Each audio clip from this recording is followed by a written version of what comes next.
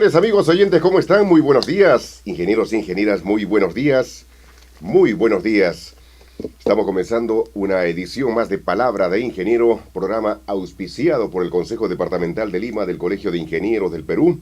Gracias al señor decano, el ingeniero Oscar Rafael Anjosa. Reciban el saludo igualmente desde la dirección y producción de la licenciada Silvia Rodríguez. Fernando Llamosa nos acompaña en los micrófonos. Palabra de Ingeniero, señoras y señores, es el programa que les da a ustedes, estimados oyentes, la oportunidad de acceder a la información útil, valiosa y conocer de primera mano en la voz del propio ingeniero, de la propia ingeniera, como ya tenemos aquí en cabina, especialista, cuál es la solución pertinente a problemas cotidianos, problemas diarios relacionados a diversos temas. Es el caso de las obras de infraestructura, de proyectos en ejecución, las respuestas ante un desastre natural, desastres naturales o siniestros, salubridad, tecnología, entre otros. Desastres naturales, ese terrible incendio en el centro de Lima, de esta casona antigua. Bueno, y cuando son las 8 de la mañana con 3 minutos, tenemos ya el gusto de presentarles a nuestra invitada en este primer bloque, la ingeniera Isabel Moromi. ¿Cómo está, ingeniera Moromi? Buenos días. Buenos días. Y es del Centro de Educación Continua de la Facultad de Ingeniería Civil de la Universidad Nacional de Ingeniería, expresidenta del Comité de Normas de Madera, exdirectora y presidenta ejecutiva del Instituto de Investigación Nacional de Vivienda. Vamos a saludarla. Han estado experta en Argentina, España, Brasil, Chile, Cuba, Ecuador. Asisten a este simposio, ¿no? Expertos, donde hay expertos de Argentina, España, Brasil, Chile, Cuba, Ecuador, al simposio internacional Con o Sin Techo, mecanismos para la mejora del hábitat en América Latina. Ingeniera, nuevamente buenos días. Bueno, hoy en día las ciudades crecen y no necesariamente de manera planificada, como usted verá y comprenderá cómo está nuestra querida y amada Lima, ¿no? Como en el caso que ya estamos viendo. ¿Qué situación es la que han podido ustedes descubrir a través de este simposio internacional? ¿Cuán manejable resulta la situación? Cuéntenos, ingeniera. Bueno, muy buenos días a todos. Estamos culminando el día de hoy un simposio internacional denominado Con o Sin Techo, en el cual han asistido expertos de América Latina y también de España, conocedores y con bastante experiencia en el tema de la vivienda económica. Como sabemos, en el mundo, probablemente alrededor del 70% de la población autoconstruye sus viviendas. Aquí en el Perú también, por supuesto, pero no solamente en el Perú, en América Latina, en Asia, en casi todo el mundo, ¿no? Esto hace que muchas veces las viviendas no cumplan con los requisitos mínimos de seguridad y de salubridad y de confort, ¿no?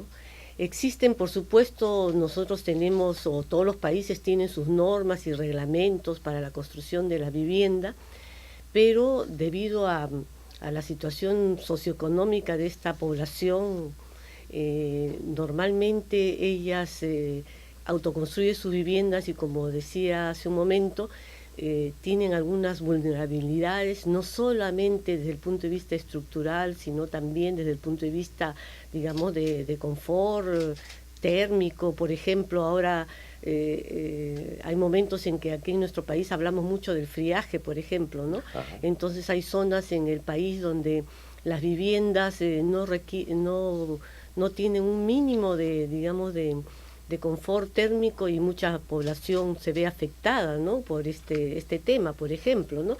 Entonces en los asistentes hay mucha experiencia en este tema, porque se han dedicado a buscar innovaciones tecnológicas para ver de qué manera poder promover la construcción de viviendas económicas con los materiales que existan en las distintas zonas de las localidades de estas poblaciones, de manera que que la población pueda mejorar su vivienda, ¿no? Claro, Desde ese punto de vista. claro, ¿no? nos imaginamos, ingeniera, que durante la realización de este simposio, ustedes se dieron con la noticia de este incendio, de este monumento histórico, como es esta edificación del centro de Lima, con este incendio que arrasó y prácticamente ha dejado a 70 familias afuera, ¿no? Ya eso siendo una construcción antigua, que son espaciosas, pero para 70 familias definitivamente ya era una tugurización.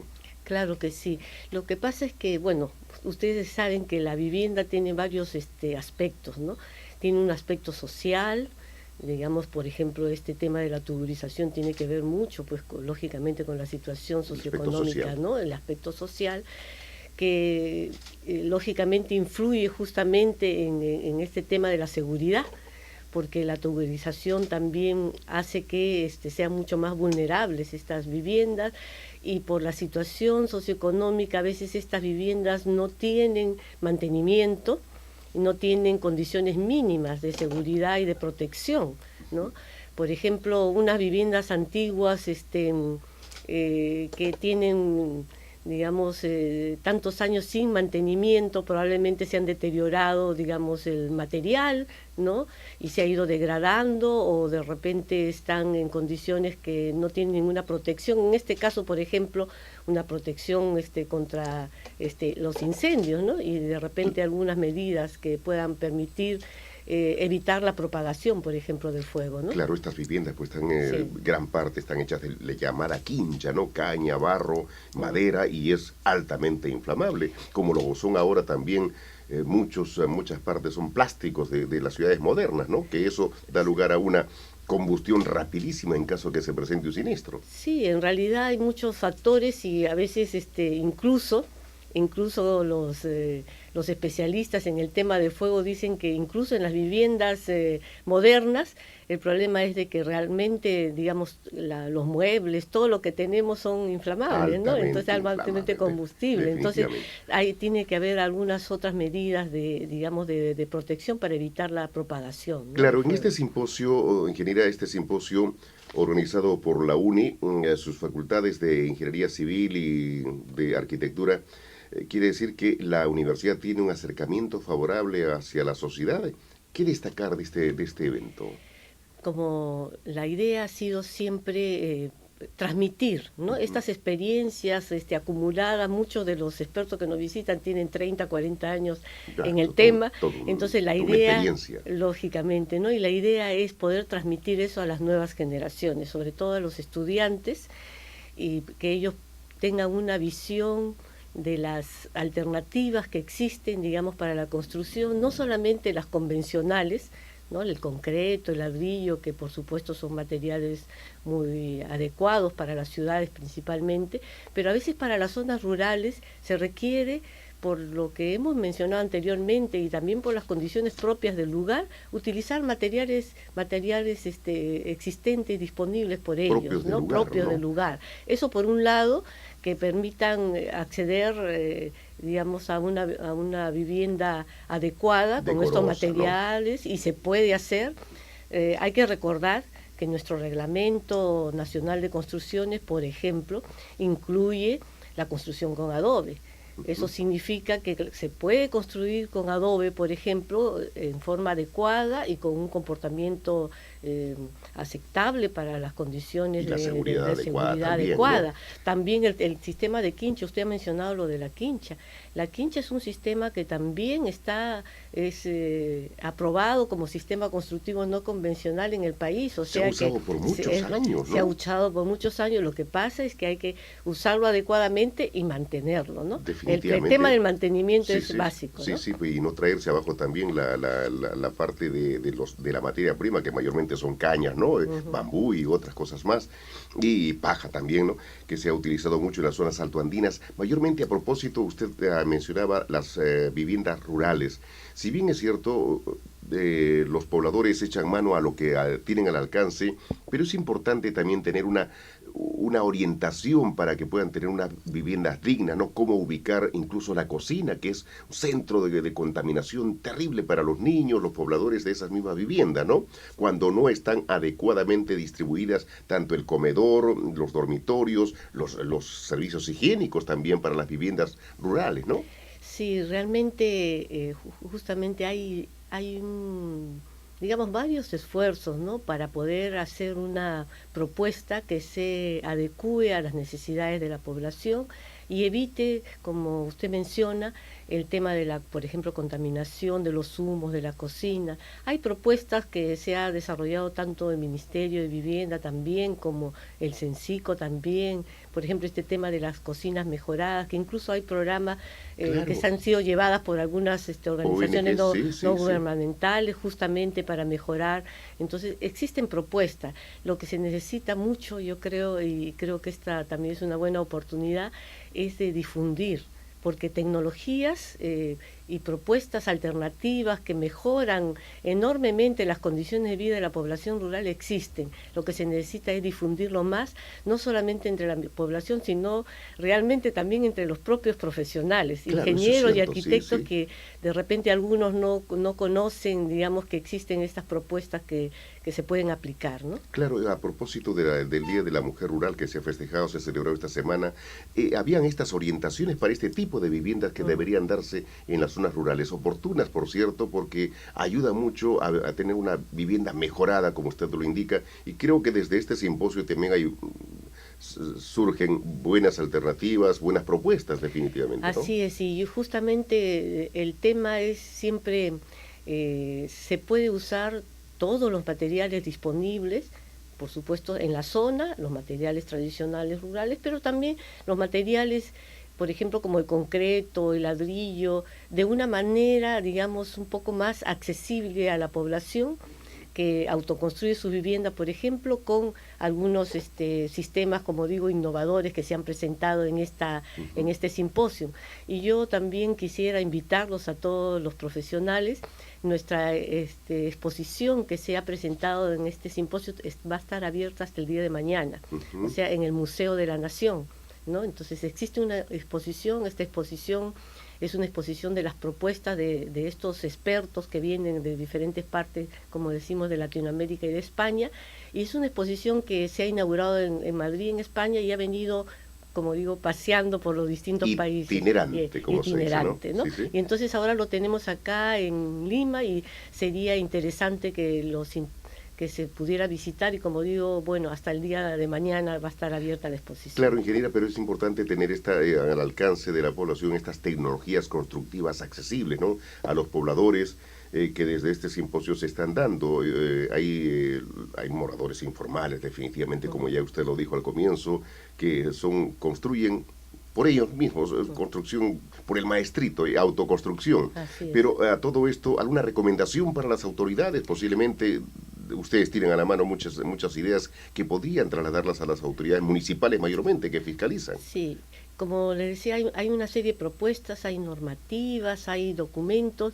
El Ministerio de Vivienda está haciendo sus esfuerzos, otras instituciones, ONG, pero se necesita intensificar mucho más esta labor. Yo conversaba hace un momento con algunos de los visitantes extranjeros y es una problemática un poco general en que se necesita apoyar mucho más el tema de la difusión. Lo que se está haciendo está bien, pero se necesita mucho más, ¿no? Nuestra población rural, los distritos, pequeños distritos dentro de todo el país son numerosos y los esfuerzos todavía son escasos, ¿no? Sí, realmente. Definitivamente. Ingeniera Isabel Moromi, del Centro de Educación Continua de la Facultad de Ingeniería Civil de la UNI, expresidenta del Comité de Normas de Madera, exdirectora, cargos importantes usted ha venido desempeñando, definitivamente. Bueno, tenemos trabajando muchos años en este tema de la vivienda y bueno, sí. Continuamos en eso porque sabemos que es un tema que todavía requiere mucha atención. Perfecto, le agradecemos mucho por esta oportunidad. Creo que es valiosísimo los aportes cuando hay estos eventos importantísimos que convocan a personalidades con mucho conocimiento a nivel internacional y que eso se vuelcan al sector vivienda, se vuelcan a la comunidad, a los sectores sociales, y eso es valiosísimo porque revierte, digamos, a a una calidad, una vivienda digna para la población. Sí, esperemos que haya un mayor apoyo, un mayor esfuerzo, tanto, como decía usted, de las autoridades nacionales como de los propios organismos, digamos, gubernamentales en las localidades, ¿no? Los municipios principalmente. Los municipios sí, principalmente, que están más cercanos a la población. Sí, definitivamente que sí. Gracias, ingeniera Moromi. Bueno, gracias. 8 de la mañana con 16 minutos. Palabra de ingeniero. Vamos a una pausa y continuamos. Gracias. Señores, vamos a continuar. 8 de la mañana con 19 minutos. Palabra de ingeniero a través de las ondas de Radio San Borja en los 91.1 de la frecuencia modulada y a través de www.rtvciplima.com. La señal de televisión del Consejo Departamental de Lima, del Colegio de Ingenieros del Perú y a través también, por cierto, de nuestra señal www.radiosanborja.com. ¿Estamos, Mario, en la señal? ¿Estamos en la señal? Vamos a continuar. Bien, amigos, continuamos con Palabra de Ingeniero, el programa del Consejo Departamental de Lima del Colegio de Ingenieros del Perú. Recibimos ahora a la ingeniera Cip Carmen Rosa Castro Gamero. ¿Cómo está, ingeniera? Buenos días. Muy buenos días. Agradecerte por la invitación y también a Silvia por la invitación a este programa, que hay que felicitar una vez más a Radio San Borja por albergar este tipo de programas que son tan importantes para la sociedad y a través del Consejo Departamental de Lima llevar una voz técnica hacia la ciudadanía que hace falta, ¿no? Gracias, ingeniera, gracias. Ahí está la ingeniera, bueno, ya que la licenciada es casi ingeniera, la licenciada Silvia Rodríguez, pero está con nosotros definitivamente cuidando mucho la producción desde hace muchos años.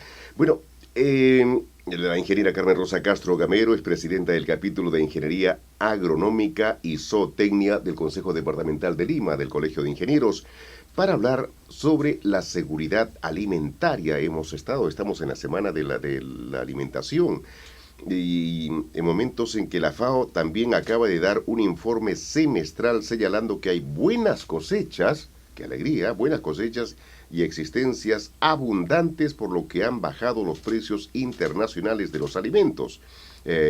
Bueno, ingeniera, es una buena noticia la estabilidad de los mercados de víveres.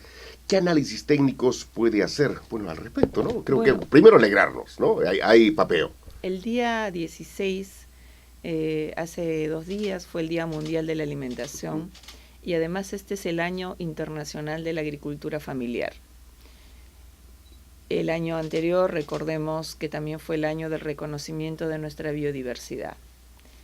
Ayer justamente tuvimos un evento, una conferencia sobre la seguridad alimentaria y el desafío de la producción y la distribución de alimentos en el mundo, donde tuvo a bien asistir el representante de la FAO en el Perú, el señor John Preisen, donde nos mostró en su exposición las limitaciones que se tienen identificadas para el desarrollo de la agricultura familiar, la cual tiene más de 1.500 millones de personas trabajando en el mundo por la producción agrícola y por lo tanto por la producción de alimentos en el mundo para el consumo, básicamente, porque no estamos hablando de la producción de commodities en este caso, ¿no? En esas limitantes se identificaban un listado de más de 10, 12 aspectos identificados sobre los cuales los gobiernos deben trabajar para justamente desarrollar los niveles que provean de alimentos internamente a los países, como también se disminuya la pérdida de alimentos en el mundo, tal como lo tenemos reportado. De esta forma, podemos mencionar que de más de 4.000 millones de toneladas de alimentos que se producen, se pierde la mitad, considerando la alta necesidad en alimentos y la pobreza y la hambruna que se tienen en muchos espacios del planeta. ¿Por qué se pierde esa gran cantidad de alimentos? Hay varios factores. Hay factores en pre-cosecha y en post-cosecha, como en distribución de alimentos. La manipulación. Incluyendo eso. Entonces, uno de esos aspectos se conoce, por ejemplo, como pérdida post-cosecha, ¿no? Ese es solamente uno de los aspectos, pero la distribución, al parecer, es uno de los elementos más importantes en que esa mitad de la producción agrícola se pierda, o de esa producción de alimentos se pierda. Si bien es cierto, el reporte que tú has mencionado con relación al incremento de productividad o rendimientos en algunos espacios y los precios atractivos para las ciudades, no necesariamente son condiciones que lleguen en bienestar hacia los pequeños productores y los pequeños agricultores. Entonces, debemos enfatizar la necesidad de reconocer la importancia como país de apoyar a la pequeña agricultura, que en un país megabiodiverso, rico en especies de flora y fauna, así es, centro de origen de muchos cultivos que hoy alimentan al mundo, se debe justamente apoyar a esa pequeña agricultura con prioridad, tal como el artículo 88 de la Constitución Política lo manda y tal como muchas leyes mandan, además, en beneficio de esas poblaciones y en general también de nosotros como consumidores, porque nos vamos a beneficiar, obviamente, de esos productos. ¿Somos buenos consumidores de productos nuestros, ingeniera? Yo diría que algún porcentaje de la población sí, mientras que otro porcentaje de la población que de repente tiene niveles adquisitivos un poco mejores, tal vez no lo sabe utilizar, consumir, aprovechar mejor. Pero confundidos por una propaganda agresiva en la que nos hacen cambiar de deseos de consumir tal o cual producto que son propios nuestros, ¿no? Hasta cierto punto hay un ejercicio de los medios de comunicación o de la publicidad, para ser más específicos, sí, claro, ¿no? De la publicidad, para ser más específicos, que influye definitivamente en algunos segmentos poblacionales, pero también juega un papel importante el aspecto educativo, el aspecto cognitivo y el aspecto de valoración en sí de la propia ciudadanía, de la propia población con relación a lo que es nuestro patrimonio en especies de flora y fauna que debemos nosotros tener en alta valía y en alto valor para darle el lugar que le corresponde, el sitial que le corresponde, no solamente para valorarlo, conservarlo, protegerlo, propiciar su multiplicación y su reproducción para su uso adecuado, su uso sostenible y obviamente que redunde en bienestar de la población en general como país, ¿no? Claro. Ahora, el tema del cambio climático definitivamente es una preocupación constante, pero si vemos de que hay un auge en nuestra agricultura, una buena producción auspiciosa, por cierto, que nos alegra, pero el cambio climático sigue siendo una amenaza, es una constante, y creo que definitivamente todos los gobiernos están tomando una posición digamos, estratégica para afrontarlo, ¿no? Mire, el cambio climático, de alguna forma, en un proceso natural, evolutivo, ya sea geológicamente hablando y en términos de geografía en general, son procesos de incrementos y descensos de temperatura, etcétera, que ocurren en muchos años, para que la población lo entienda, en muchos años. Pero el factor antrópico, es decir, las emisiones tóxicas, la deforestación, que nosotros mismos generamos.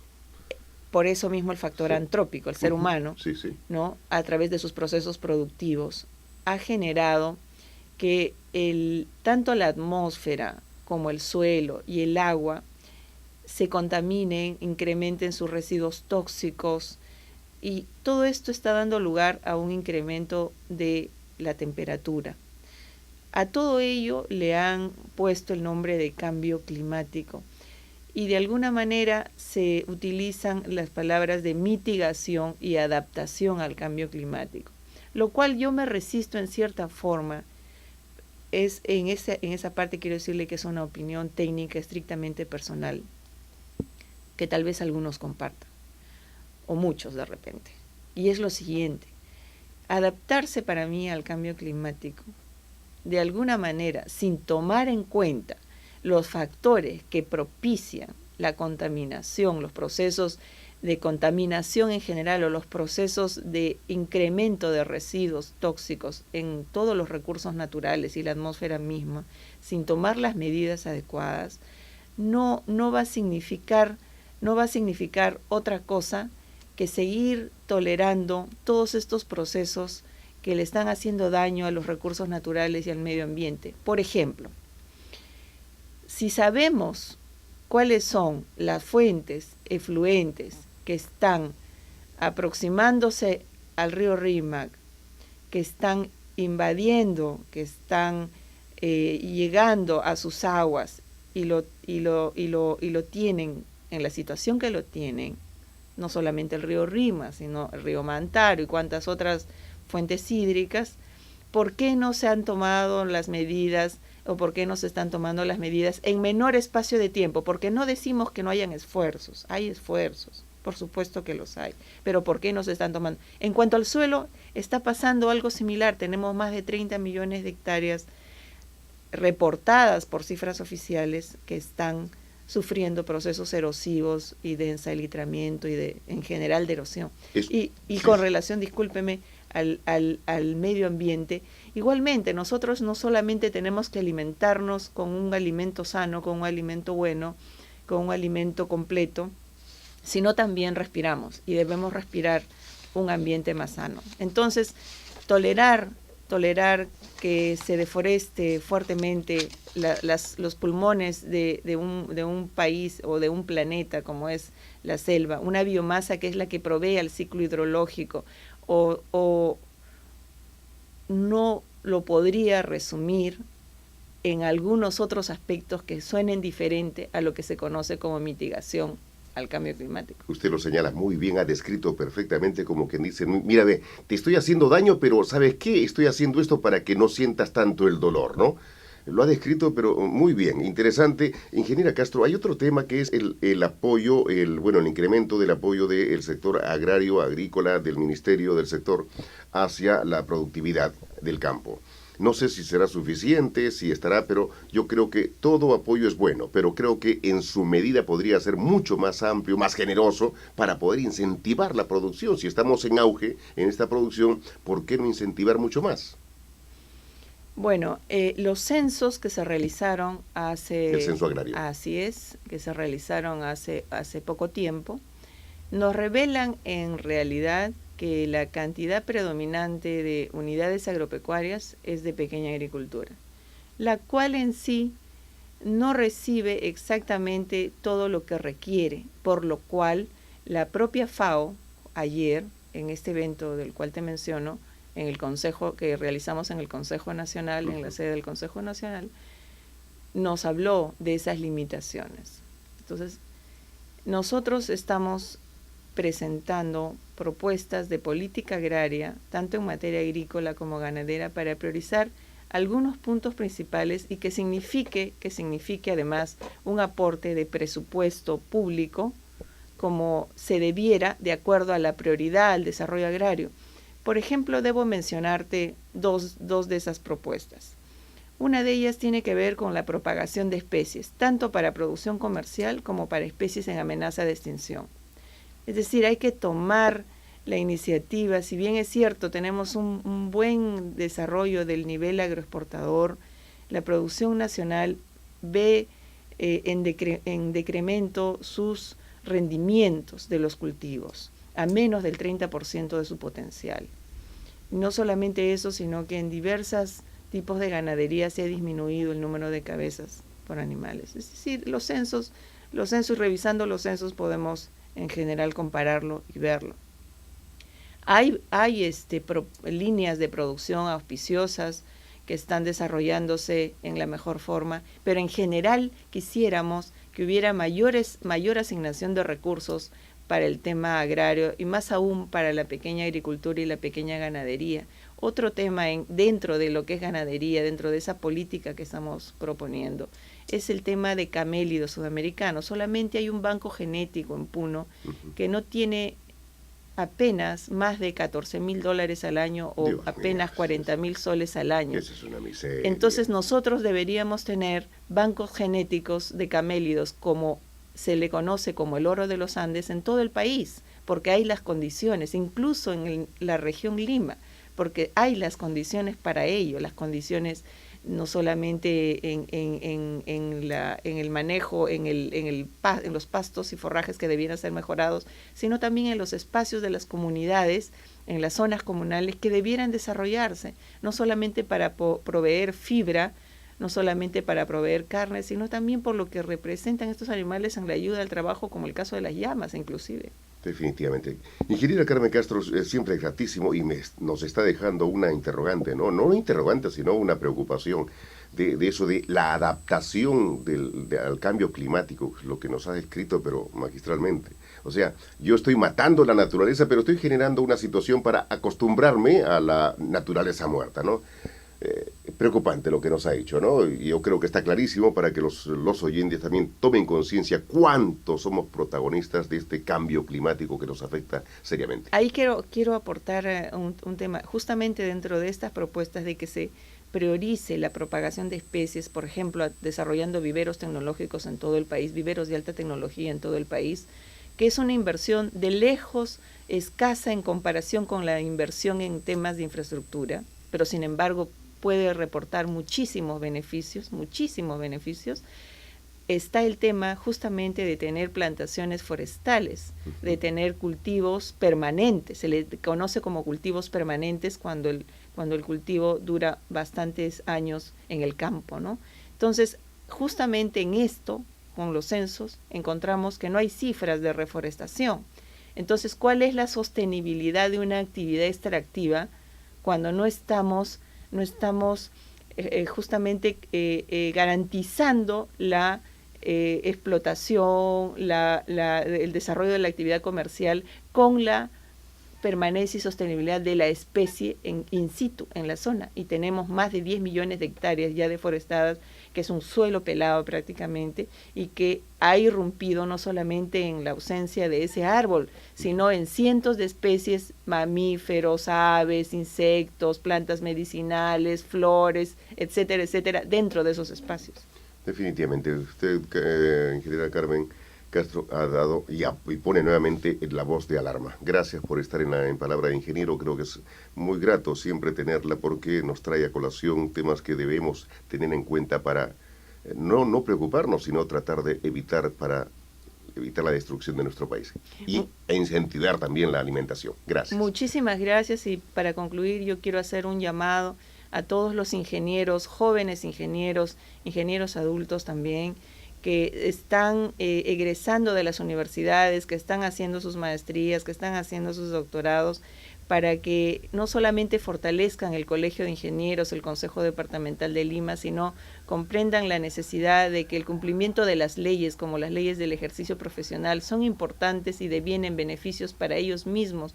Por supuesto que tenemos un proceso de desarrollo organizacional que debe ser mejorado, pero necesitamos llamar a toda esa población que debe conocer la importancia y la necesidad del cumplimiento de las leyes, y en eso quiero terminar diciéndote de que para nosotros es de alguna manera escandaloso que haya más de 5.000 leyes sin reglamentar, lo cual ya producir una ley significa un costo importante. Imaginémonos lo que significa tener 5.000 leyes sin reglamentar que no se están aplicando y beneficiando a quienes deberían estar beneficiando. Muchas gracias, Fernando. Gracias, ingeniera Carmen Castro. Vamos a ir a una pausa. Palabra de ingeniero.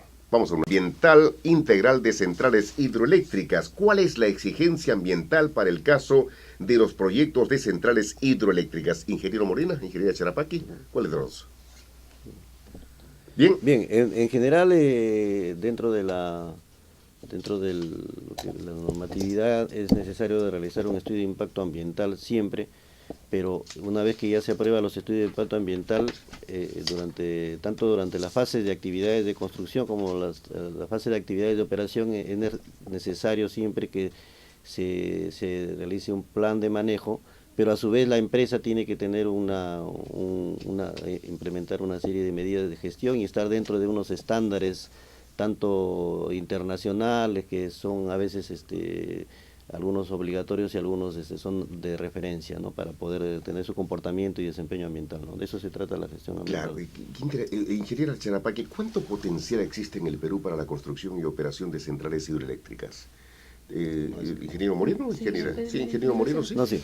Sí, el potencial existente está en el orden de 58.000 megavatios, y sino que en este momento solamente estamos aprovechando 3.500 megavatios en el sistema interconectado. Quiere decir que todavía solamente se está aprovechando un 6%, en el orden del 6% del que se puede aprovechar de acuerdo a nuestros recursos a nivel nacional, ¿no? Entonces hay mucho potencial todavía por aprovechar, ¿no? Necesitamos más hidroeléctricas, y necesitamos, ¿no?, más hidroeléctricas comparado con lo que significa actualmente dentro de la...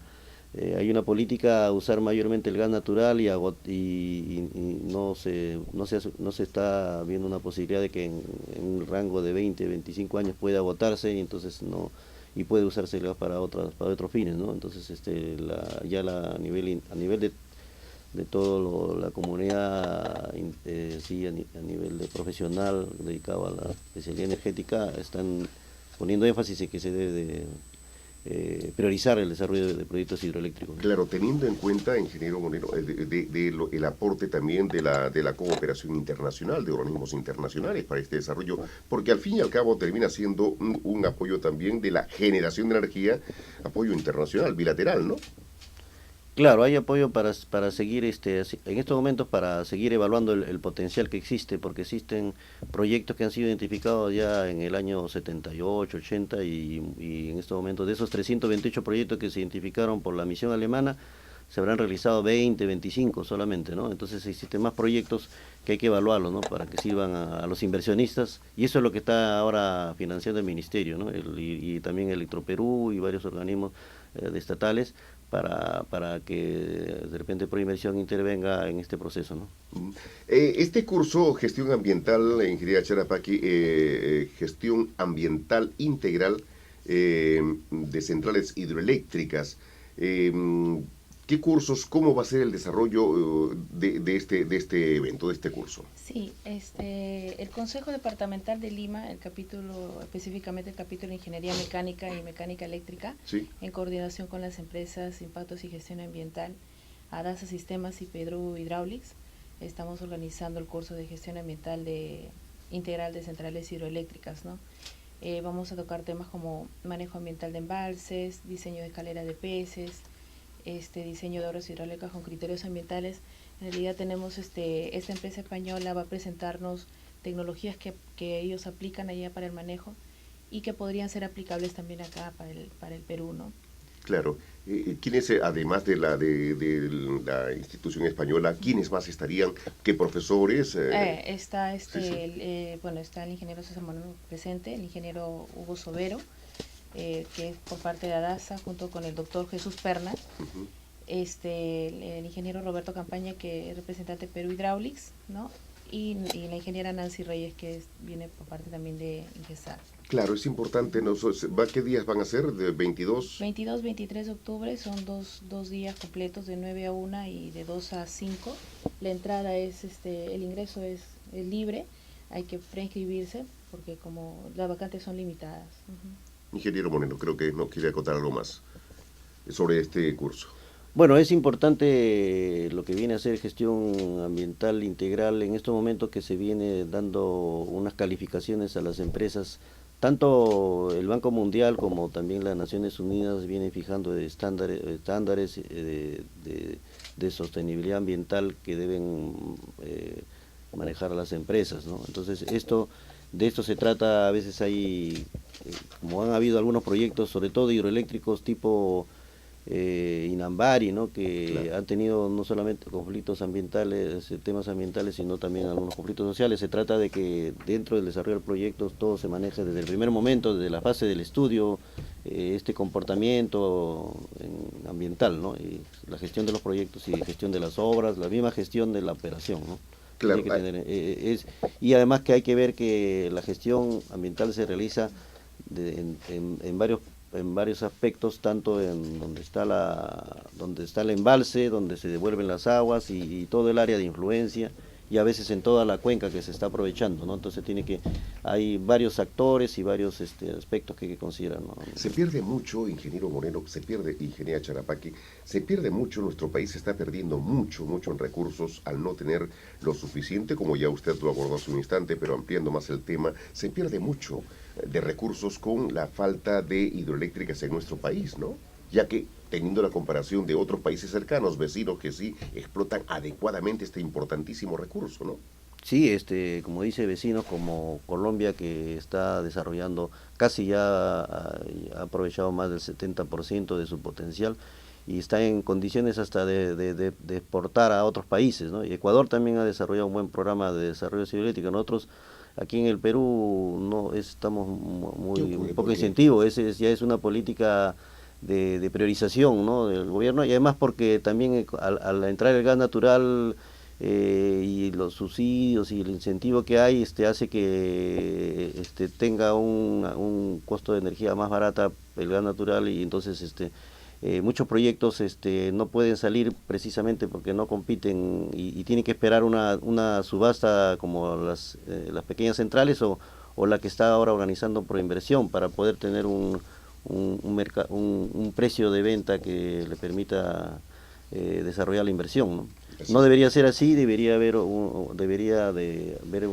cambio que ya no priorice el gas natural en forma inmediata, sino el desarrollo de centrales hidroeléctricas, y de alguna manera va a tener que haber algunos cambios, algunas normativas, ¿no? Claro, la seguridad energética, un tema que impulsa seriamente el señor decano del Consejo Departamental de Lima, del Colegio de Ingenieros, el ingeniero Óscar Rafael Anyosa, con diferentes eventos, con diferentes iniciativas que incluso se están haciendo llegar al legislativo.